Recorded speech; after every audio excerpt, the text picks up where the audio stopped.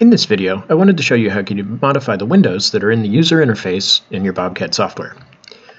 Now, I have the basic setup right now, but a lot of times I like to have my UCS tab separated so that I have this split into two sides. So if I left-click on the tab itself and drag, it pulls that window apart.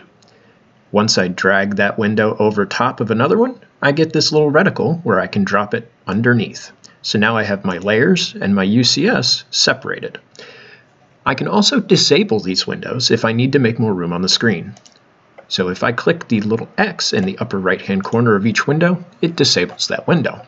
If you need to return them, you right-click on the toolbar at the top, and you'll see a list of the windows that can be displayed.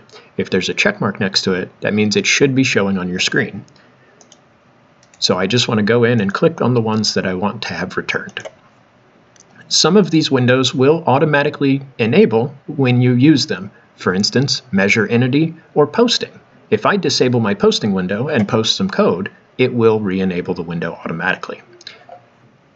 You also have the ability to save your current screen's configuration. Under the File menu, we have a User Profile section that you can add your new layout so that you don't ever lose your setup.